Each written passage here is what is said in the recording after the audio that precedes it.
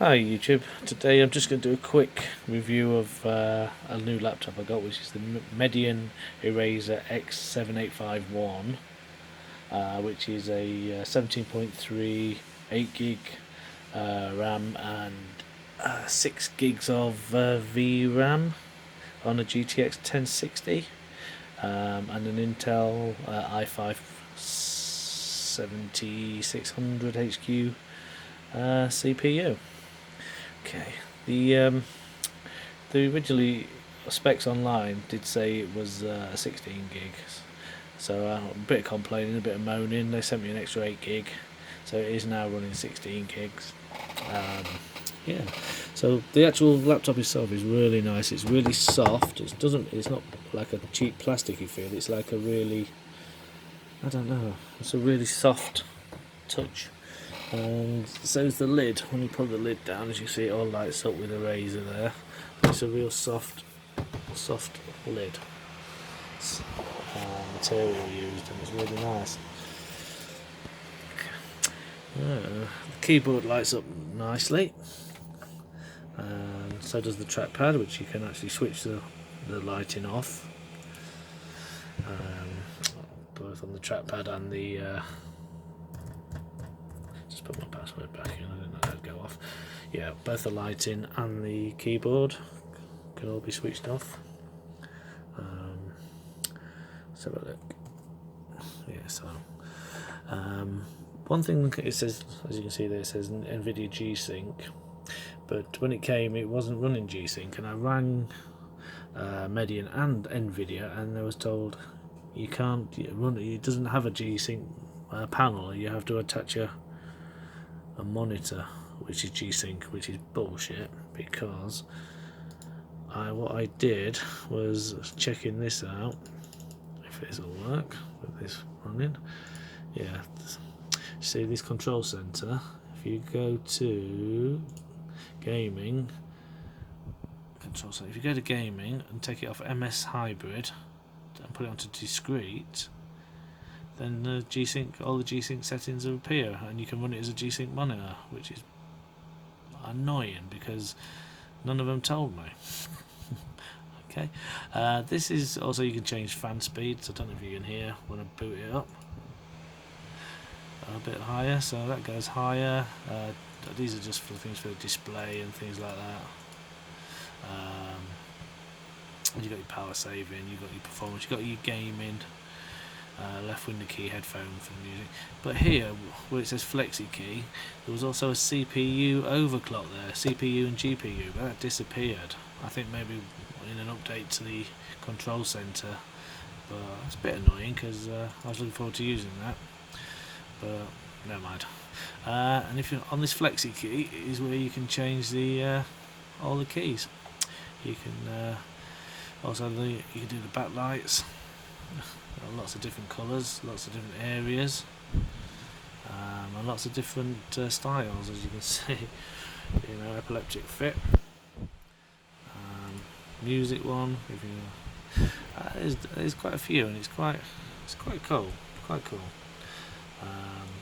You know, things like you can record your statistics, do your macros, etc. Book profiles, all that sort of thing. Yeah. Gaming wise, it's running all these. I've got all these installed off Origin, and they run beautifully. The only one I've had a little bit is Battlefield 1, where the frame rate was dropping quite substantially at times, even on medium settings. But I was also getting the little icons on the right hand side to say the ping and everything was pretty low, so maybe that's what was causing the lag. But games like Red Rising Storm, we can play at 1080 ultra settings, because the monitor, now it's G-Sync, you know, it's G-Sync. You can actually now run it at 75 Hz, the monitor, and at some games, as you can see, you can change all these, but applying these, but they keep going off. Before I got G-Sync, it was only these three options, and now you've got all these: set up G-Sync, etc., etc. But Like I say, you can now get it to 75 Hz, which it was only running at 60. Don't know if that focuses well. I'm not very good with the camera, unlike Michael J. Fox. So it's a 75 Hz, which it was only running 60 in MS Hybrid. Yeah, let's feel like I say games. I've got Mad Max running at the moment. It runs with a steady on everything high up. Runs on 100 plus 133. FPS. All the games are running very high. PUBG, I'm getting 80-90 FPS on Ultra, even though I drop it down to high because I don't see much difference in Ultra and high. But other than that, it runs perfectly for games. Yeah. There's not too many ports. Unfortunately, you can't see them there. I should put the bloody camera on. Nope. Yeah. You can't see too well, but there is 3 USB ports, some mini USB-C, DVI, HDMI, and then you've got your headphone and microphone and audio jack. You've got 3 jacks. But it could have done with a couple more USB ports, I think. That would have been a bit nicer.